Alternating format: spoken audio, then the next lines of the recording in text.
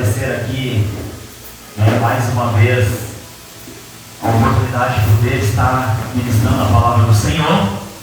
E como é bom saber, que tem gente que guarda a palavra, Eu sou uma pastora, estava falando, a gente às vezes fica chateado de chegar aqui e perguntar, às vezes, para a igreja, Os irmãos lembram? Foi falado quarta-feira passada, os irmãos ficam assim olhando. Ninguém lembra, ninguém guarda, Aí a pastora disse, não, eu guardo. Falou tal palavra, assim. Alguém deu crédito à nossa pregação, liguei com ela. Como é bom saber do irmão Gelson também, Aquela palavra foi lá no outro prédio, Faz bastante tempo no culto de Santa Ceia. Como é bom saber que tem alguém que guarda a palavra do Senhor. Como é bom saber que não é em vão que a gente se coloca na presença do Senhor, que a gente estuda para trazer uma palavra para os irmãos, como eu digo, trazer um bom alimento, Não servir qualquer coisa para a menina dos olhos do Senhor. E como a pastora falou, eu trouxe a minha caneta. Quem tem caneta e papel aí, eu peço que vocês anotem, porque eu vou falar bastante versículos bíblicos aqui, mas não é para os irmãos ficar folhando, nós vamos perder muito tempo. Então vocês anotem, em casa vocês leem, e prestem bem atenção no que vai ser falado aqui, e daí o Espírito Santo vai fazer vocês lembrar do que foi falado aqui, amém? Não perca nada do que vai ser falado aqui. Eu estava pensando, meu Deus, eu estava olhando as horas ali, pastora, para de falar, meu Deus, será que eu vou conseguir falar tudo? Porque às vezes a gente anota tanta coisa e a gente não fala nem a metade. A gente anota tanta coisa e a gente acaba não falando nem a metade. Mas a gente pede isso para Deus, Senhor, eu quero falar apenas aquilo que a igreja precisa ouvir. Amém? Amém? Graças a Deus. Nesta noite, irmãos, nós vamos falar sobre a volta de Jesus. Amém? Mas de um jeito que você, talvez, eu não sei, eu particularmente, eu nunca ouvi desse jeito que eu vou falar aqui. Nunca ouvi ninguém falar. Porque eu quero falar sobre a volta de Jesus através de 3 festas judaicas.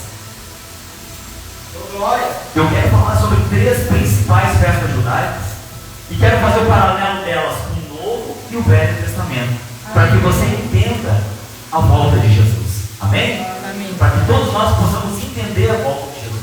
E depois, no final, quero trazer para os nossos dias. Mas eu não quero aqui trazer terror para a igreja. Aleluia. Porque a última vez que eu falei sobre a volta de Jesus lá no outro prédio, Mateus 25, a igreja se aterrorizou, não é verdade? Os irmãos se apavoraram, meu Deus do céu. Mas não é essa a intenção. Quem lembra a palavra introdutória que eu falei no domingo? Quem estava no culto de domingo? Quem estava no culto de domingo? Quem lembra da palavra introdutória que eu falei domingo? É sobre isso. Irmãos, a gente tem que guardar a palavra do Senhor. Eu lembro até dos hinos que os irmãos louvam, sabe por quê? Porque a gente fica olhando assim, o andar da carruagem, o Espírito Santo. O que o Espírito Santo quer falar para a igreja? Deus no primeiro louvor. A palavra que o evangelista fala, a palavra que o irmão fala, se está tudo se encaixando, sabe? Então, irmãos, a gente não pode ficar disperso no culto. Verdade. Entende? E domingo passado, eu já dei um spoiler sobre essa palavra. Eu falei sobre 1 Tessalonicenses, capítulo 4, versículo 16. Porque o mesmo Senhor descerá do céu com alarido, com voz de arcanjo e trombeta de Deus. E os mortos em Cristo ressuscitarão primeiro, e depois aqueles que estiverem vivos seremos arrebatados para estar para sempre com o Senhor. Foi isso que eu falei. Amém? Quem lembra? Agora lembraram, Amém. Graças a Deus. Então, irmãos, eu vou ler aqui rapidamente em Hebreus capítulo 8, versículo 5, que diz assim. Os irmãos, anotem e depois vem em casa, tá? Hebreus capítulo 8, versículo 5 diz assim: e estes, estão falando dos sacerdotes do Antigo Testamento, tá? E estes ministraram em figura a sombra das coisas celestiais, assim como Moisés foi divinamente instruído. Aqui da carta do escritor, o escritor da carta dos Hebreus está falando que lá no Antigo Testamento, tudo que foi feito lá no Antigo Testamento era figura das coisas celestiais que iriam se cumprir no Novo Testamento. Amém?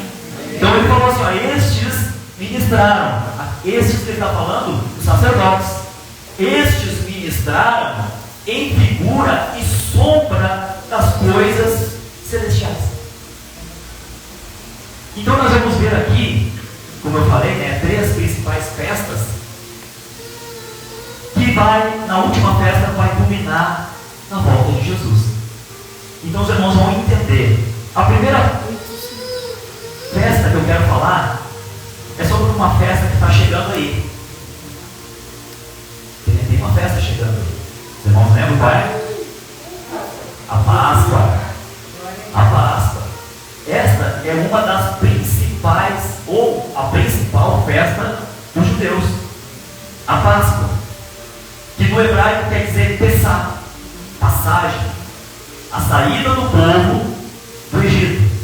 Amém?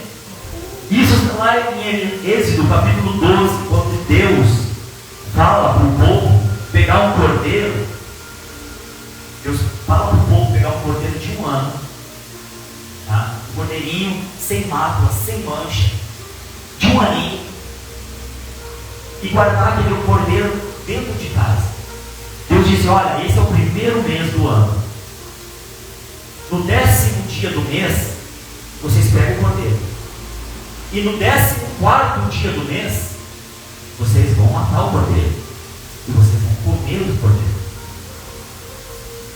Veja, o cordeiro tinha que ficar 4 dias dentro de casa. 4 dias. Para que, irmão Rodrigo? Para que eles começassem a se acostumar com o bichinho. Imagina você matar o seu bichinho de estimação.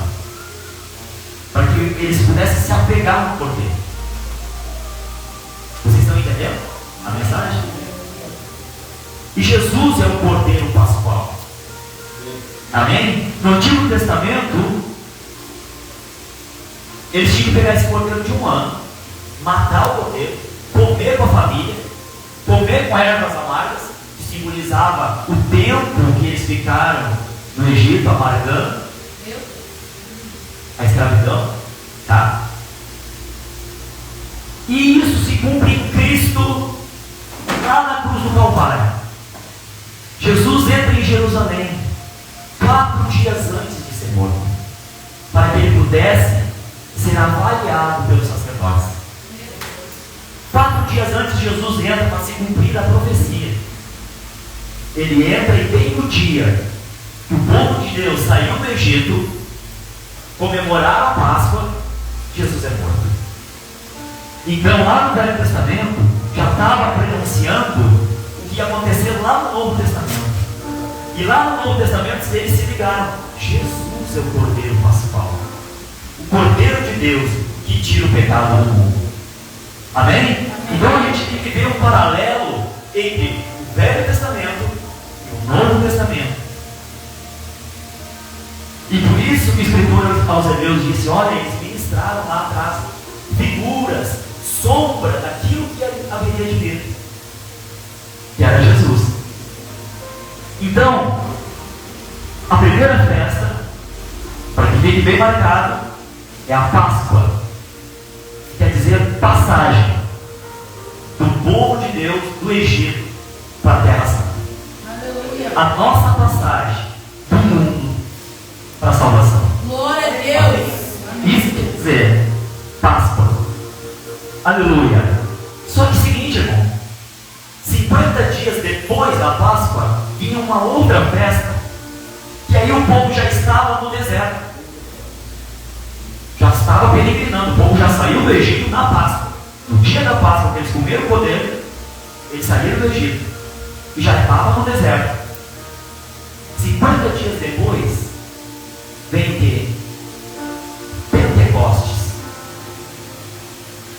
é o dia que eles comemoram as tábuas da lei, a Torá, eles chamam, né? Moisés subiu ao monte e Deus escreveu com o seu próprio dedo as tábuas da lei.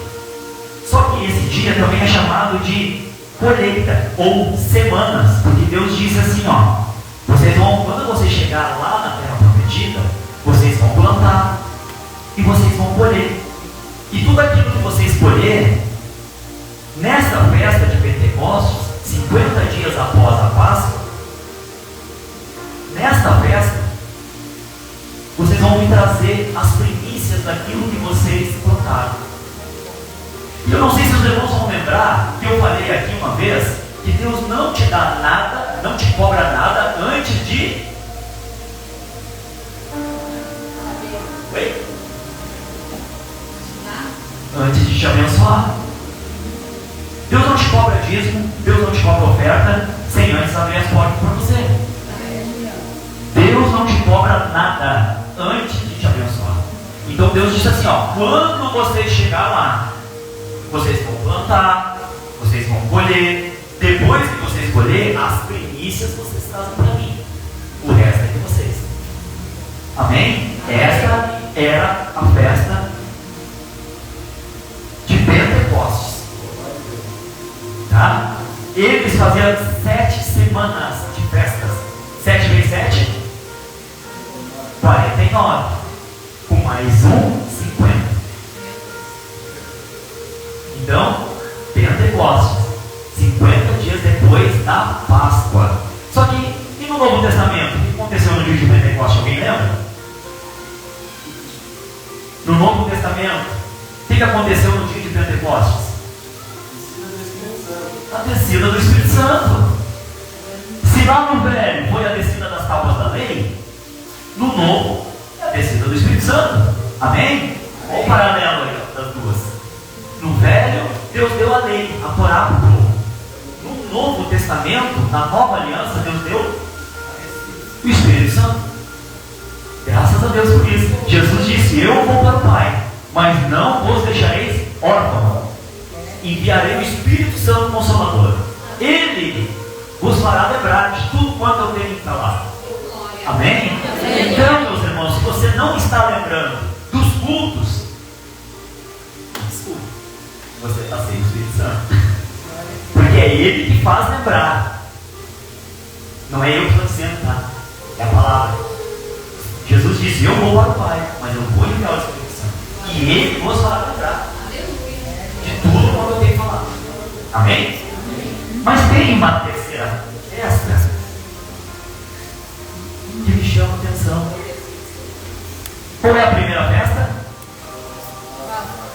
Páscoa, passagem. Segunda festa? Pentecostes, tábuas da lei, descida do Espírito Santo. Amém? Mas tem uma terceira festa chamada tabernáculo. Que festa é essa, irmão Rodrigo? Essa festa do tabernáculo, Deus manda Moisés, no meio do deserto, construir um tabernáculo. Eles habitavam em tendas, tá, irmãos? Eles saíram do Egito e habitavam em tendas, cada família na sua tenda. Por quê? Porque eles estavam peregrinando no deserto.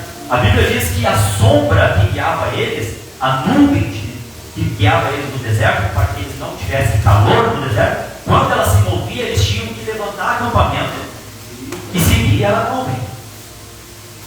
E Deus falou para eles, olha, eu quero tabernacular no meio de vocês. Eu quero morar no meio de vocês. Eu quero estar junto de vocês. Maravilha. Deus queria estar junto com o seu povo, no meio do deserto. E eu sei que eu estou falando sobre a vida de Cristo aqui, mas eu posso abrir um parênteses. Deus me deu agora aqui quentinho do céu. Eu não sei que tipo de deserto você pode estar passando, mas pela palavra dele, eu posso te dizer, ele quer tabernacular contigo. Ou seja, ele quer habitar contigo no meio desse deserto que você está passando. Glória a Deus, aleluia. Aleluia. Queridos, isso é a palavra, não é o Rodrigo. Isso você vai encontrar lá em Êxodo, capítulo 25, versículo 8. Até eu vou ler com os irmãos. Êxodo, capítulo 25.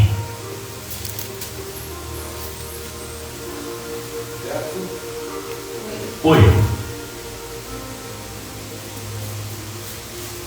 Até o versículo 7, Deus está dizendo o que eles tinham que fazer, os utensílios de dentro da casa do Senhor. O que eles tinham que fazer? Só que no verso 8 eles falam assim, ó, e farão para mim um santuário, um tabernáculo, uma tenda, tá? Para que eu possa habitar no meio de vocês. Deus está falando do povo de Israel. E eles fizeram isso, irmãos. E cada vez que a nuvem se movia, eles iam lá, pegavam o tabernáculo que era feito de tenda, se movia. A nuvem parava, eles montavam o acampamento deles, montavam o tabernáculo de Deus, montavam a casa do Senhor.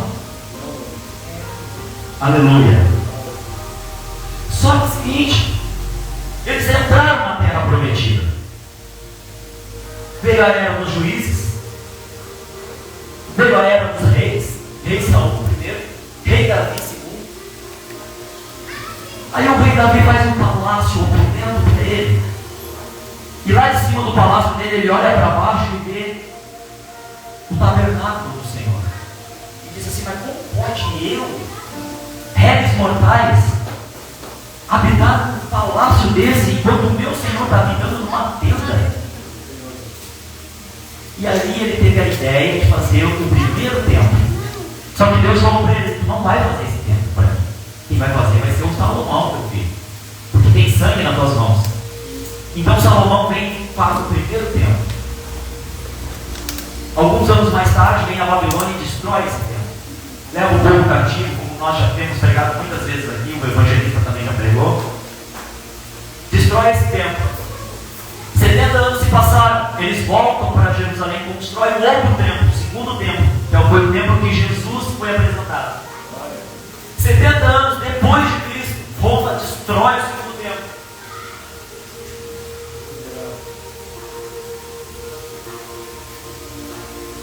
Quem está entendendo? E aí eu peço para que você abra a Bíblia em Apocalipse, capítulo 21, versículo 1 em diante. E nós vamos entender agora que o Senhor habitava lá com eles no tabernáculo, depois o Senhor habitou com eles no templo, e veio o Novo Testamento, e o apóstolo Paulo disse assim, ó, agora não sabeis vós que vocês são o templo do Espírito Santo, e que o Espírito Santo habita em vocês? Agora, no Novo Testamento, já Deus não habitava mais numa casa feita por mãos de homens. Hoje Deus habita em cada um de nós. Glória a Deus, aleluia.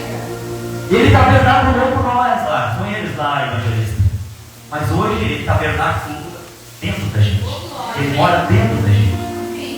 Só que agora, em Apocalipse capítulo 21, vai dizer assim: e vi um novo céu e uma nova terra, pois o primeiro céu e a primeira terra já passaram, e o mar já não existe mais. Vi também a cidade santa, a nova Jerusalém, que desce do céu. Eu não estou lendo bem pauseado para os irmãos entenderem. E vi também a cidade santa. Baixa um pouquinho, pastor. E vi também a cidade santa, a nova Jerusalém, que desce do céu, da parte de Deus, preparada como uma noiva, enfeitada para o seu noivo. Então ouvi uma voz forte que vinha do trono que dizia: eis aí o quê? Aleluia. Eis aí o tabernáculo de Deus com os seres humanos. Sabe o que é isso aqui, irmão? Alguns vão dizer assim: Rodrigo, isso aí é depois da tribulação. A igreja não vai passar pela tribulação. Irmãos, a igreja não vai passar pela tribulação. Sim, eu já falo disso daqui um pouquinho. Mas aqui, a palavra do Senhor está dizendo: e vi um novo céu, e vi uma nova terra, porque o primeiro céu e a primeira terra já não existiam mais. E vi também a cidade santa, que descia do céu, da parte de Deus, preparada como uma muita atenção. Porque a gente vê demais muitos pregadores, e a gente vê mesmo, bastante gente muito entendida da palavra, dizer que a igreja é a noiva de Cristo. E que a igreja está sendo preparada para o noivo. E eu confesso para vocês aqui nessa noite, que eu procurei isso. Eu confesso para você, que eu dei Google, procurei, lembra que domingo passado eu falei que isso aqui é uma enciclopédia? Quem lembra? Eu falei, isso aqui é uma enciclopédia, tem que ser usado para o bem. Procurei, irmãos, procurei e não achei nenhuma palavra que falasse que a igreja é a noiva de Cristo. Quem está sendo preparada hoje como uma noiva enfeitada para o noivo? A cidade santa? A cidade santa que desce do céu está sendo preparada. Rodrigo, me prova isso. Prova. João 14. Não se turbe o vosso coração. Credes em Deus, credes também em mim. Na casa do meu pai há muitas moradas. Se não fosse assim, eu não vou teria dito: vou preparar-vos lugar. E se eu for e vos preparar lugar, virei outra vez e vos levarei para mim mesmo, para onde eu estiver, Nova Jerusalém, estejamos vós também. Quem está entendendo a palavra? Então quer dizer o quê? Apocalipse 19, irmãos, versículo 7. Apocalipse 19, versículo 7. Vamos entender um pouquinho melhor a palavra. Alegremos-nos e exultemo-nos, porque chegou a hora das bodas do Cordeiro, e a noiva já se preparou. Quem é a noiva? Eu acabei de falar aqui, a Nova Jerusalém. Aleluia. A Nova Jerusalém. A noiva já está preparada. Jesus disse que ia preparar um lugar para nós, e ela já está preparada. E chegou agora as bodas do Cordeiro. Irmão, bodas do Cordeiro. Muitos dizem que a igreja vai subir num arrebatamento secreto. Escute isso, quem sabe que você já escutou isso. Que a igreja vai subir num arrebatamento secreto, vai ficar os 7 anos da tribulação lá no céu, recebendo o galardão nas bodas do Cordeiro. Confesso para vocês, procurei isso também. Dei Google, procurei, não existe. O único lugar que fala de bodas do Cordeiro é aqui, depois da tribulação. Depois da tribulação vai ter bodas do Cordeiro. Amém? É a palavra, não é eu que estou falando. Quem é que está sendo preparado? A Nova Jerusalém, que desce da parte de Deus, está sendo preparada como uma noiva para o noivo. Amém? E as bodas do Cordeiro, a ela, versículo 8, a ela foi permitido vestir-se de linho finíssimo, resplandecente e puro, porque o linho fino são os atos de justiça dos santos. Meu Deus, não sei se você entendeu. O que a Nova Jerusalém está sendo preparada? Os meus atos de justiça, os seus atos de justiça. Quem lembra aqui aquela palavra que eu falei da fé salvífica que tinha que ter obras? São os nossos atos de justiça que estavam sendo preparadas a Nova Jerusalém, que desce do céu, preparada como uma noiva ataviada para o seu noivo.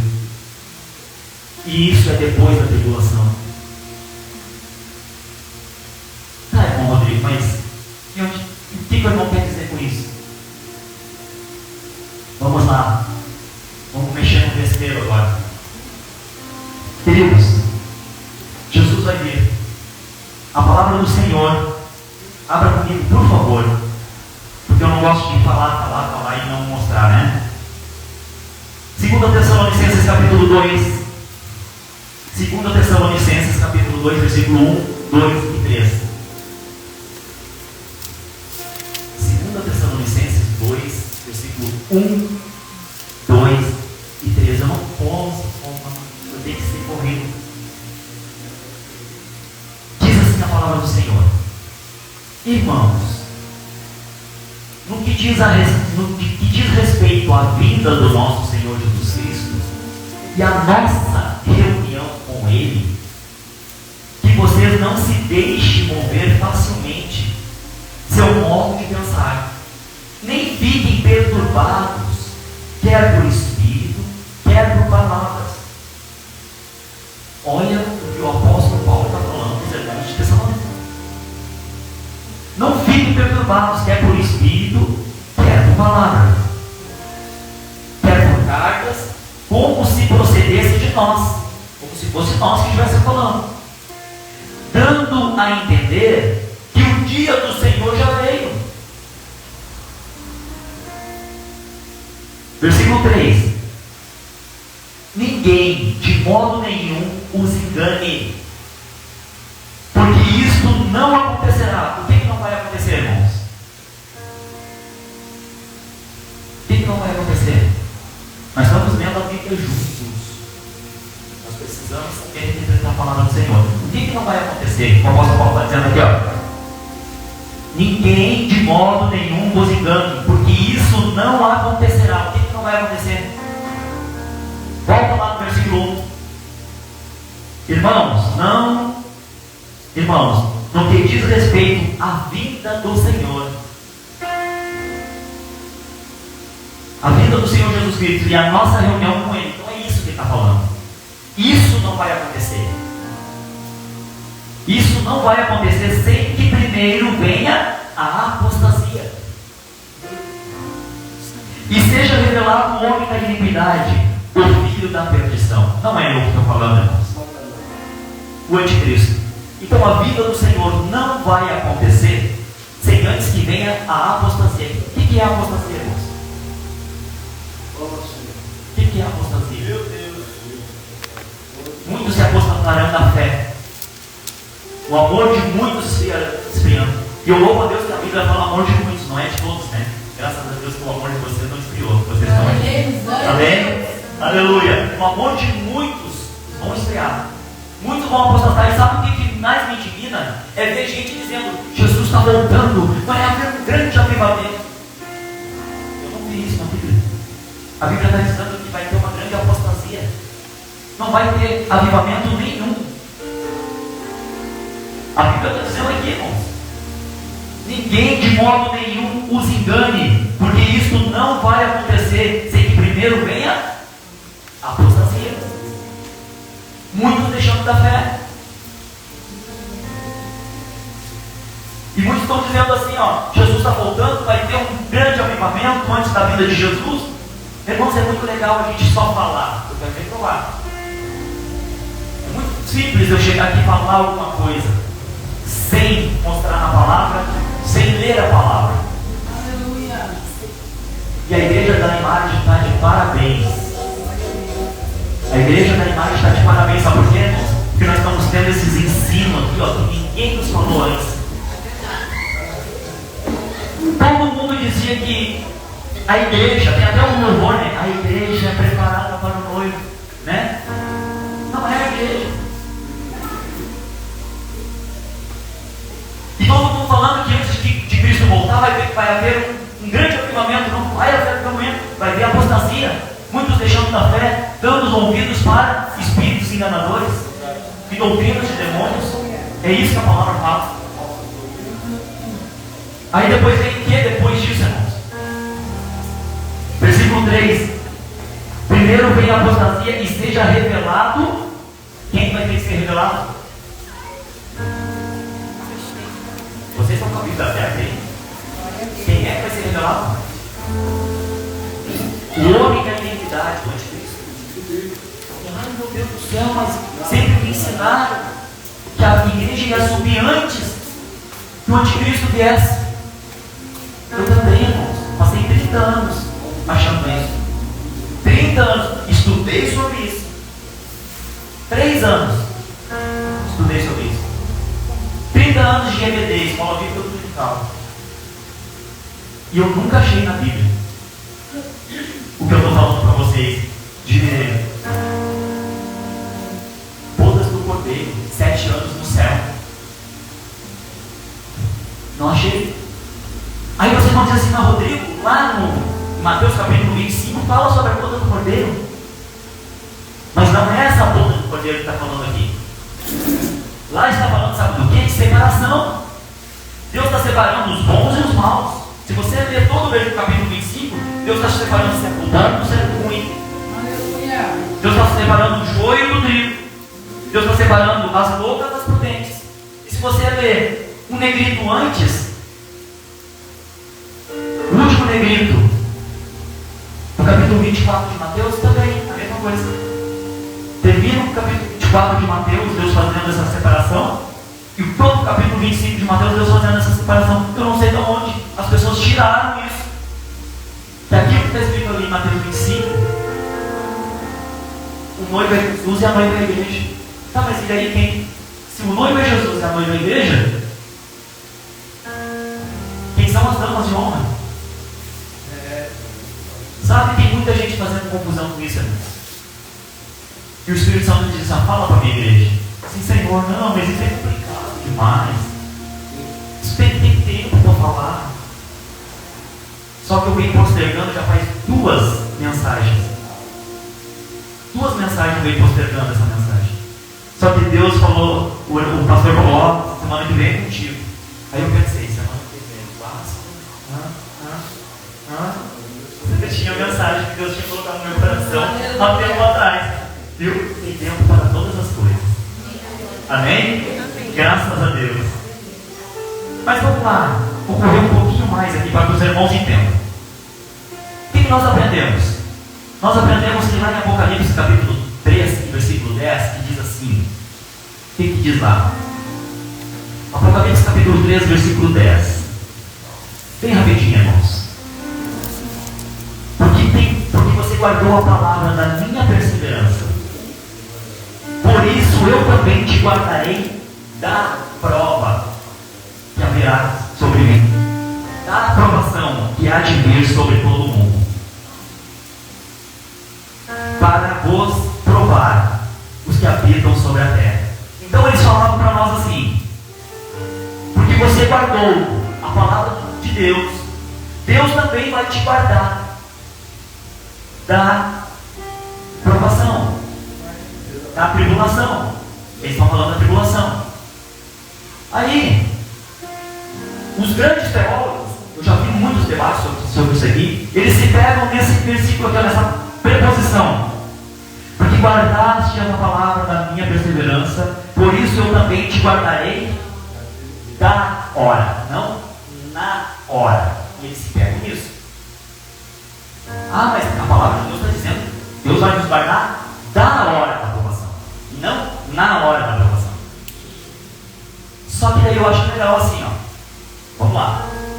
Eles pregam que Deus guardou Sadraque, Mesaque e Abednego na fornalha e não da fornalha. Eles pregam que Deus guardou Daniel na cova e não da cova. E eles pregam que Deus vai te guardar dentro da tua tribulação, não da aprovação. Deus deixa você passar pela provação, mas te guarda na provação. Só que daí chega na tribulação, na tribulação não. Aí muda o contexto.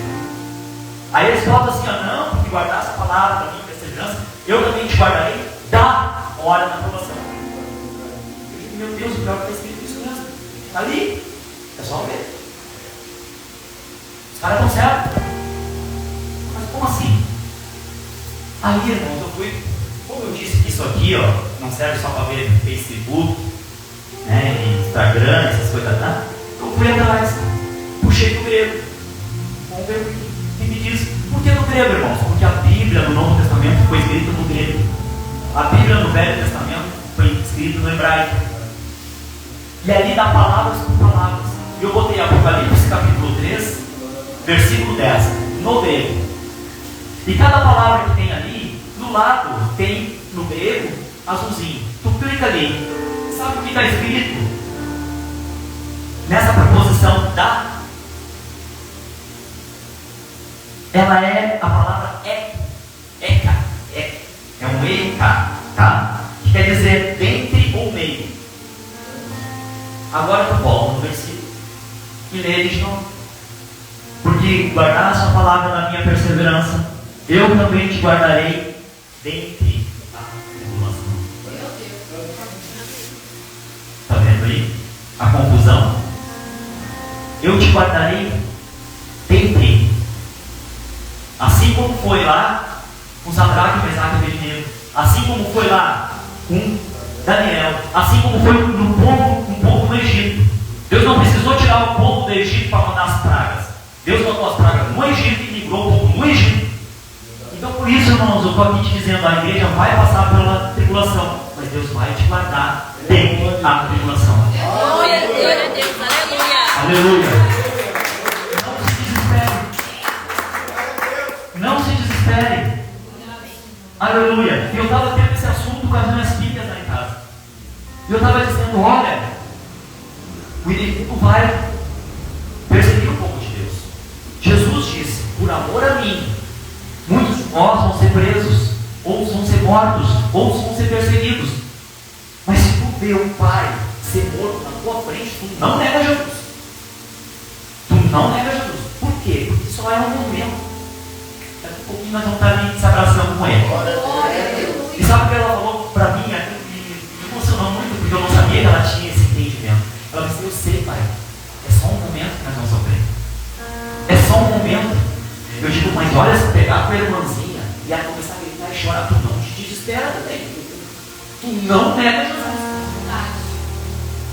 Tu não nega. Ah, se chegar aqui e separar nós, ó, vai o Rodrigo para um presídio, a Jennifer para o outro presídio, a Daniela para o outro presídio, e nós não se vê mais, nós vamos se ver ali na glória.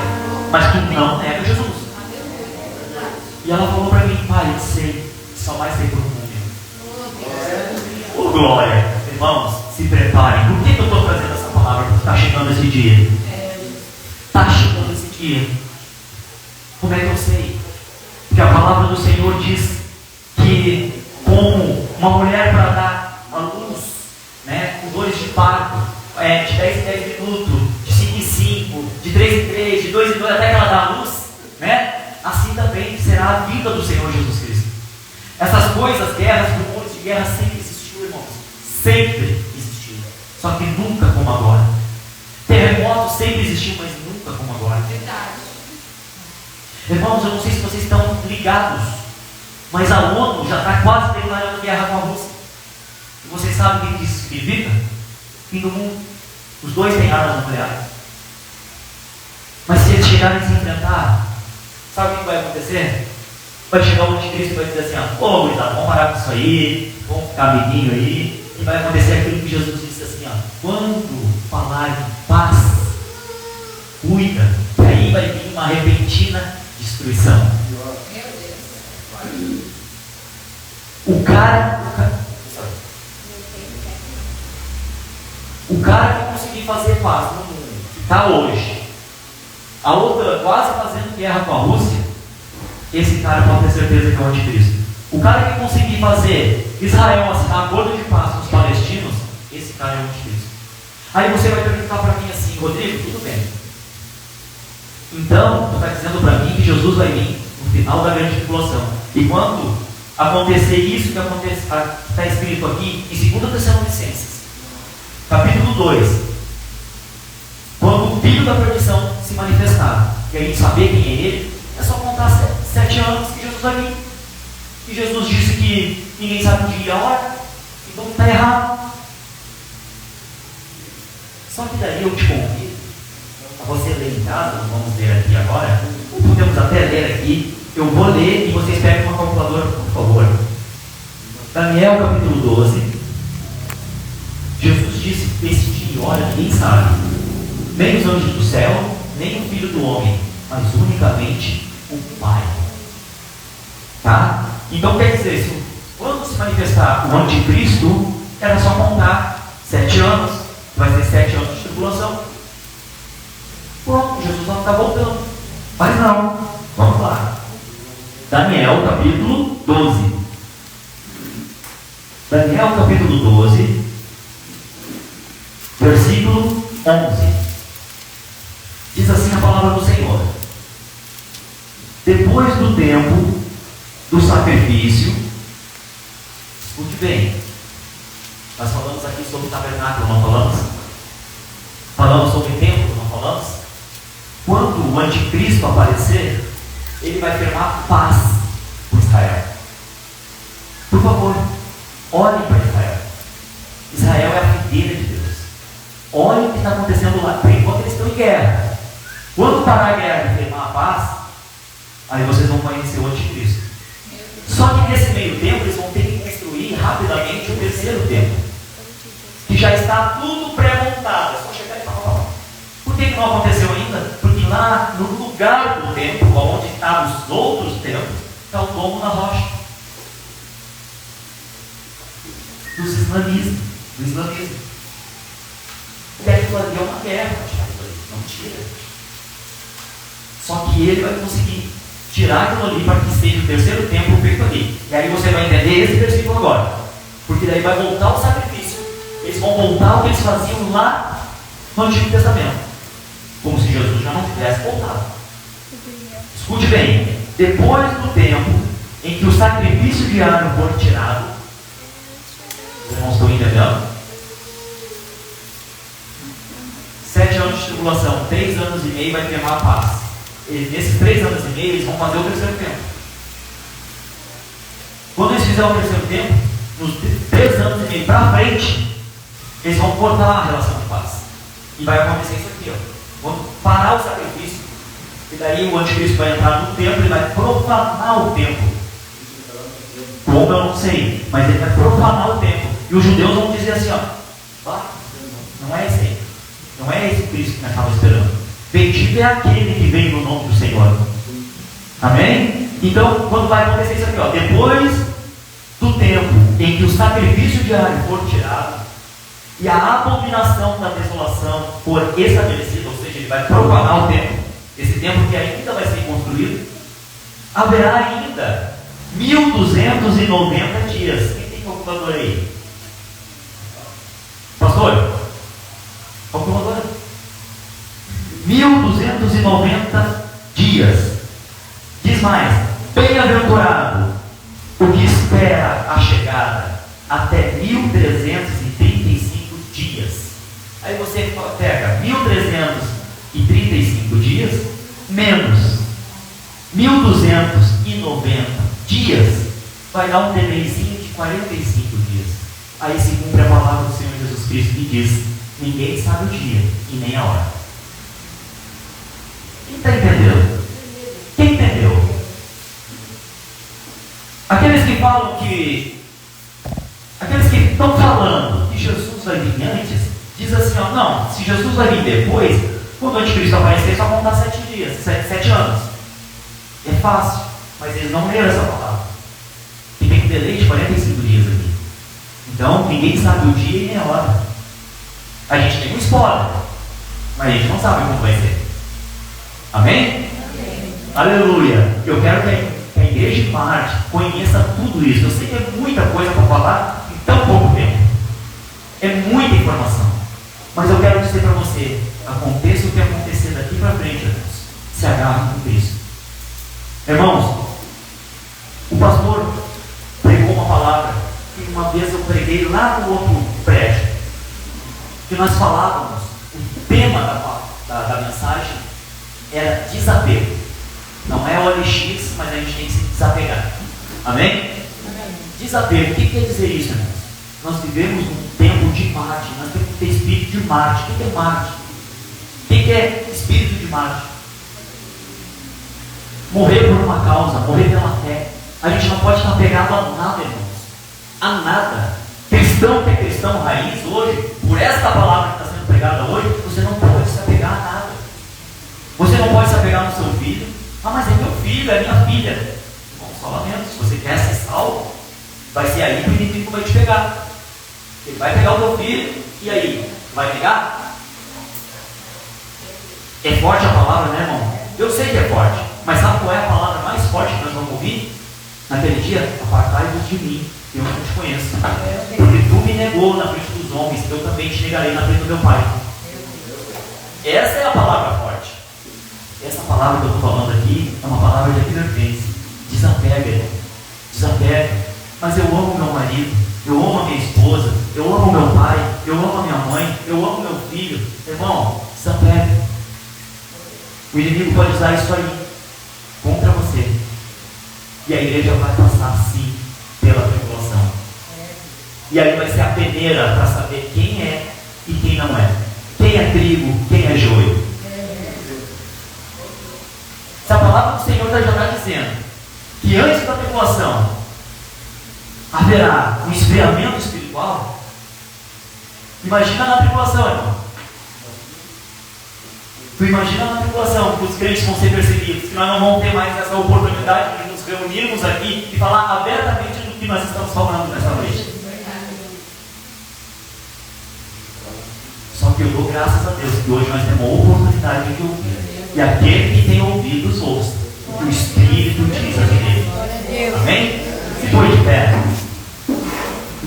Aleluia. Teria tanta coisa para falar. Teria falado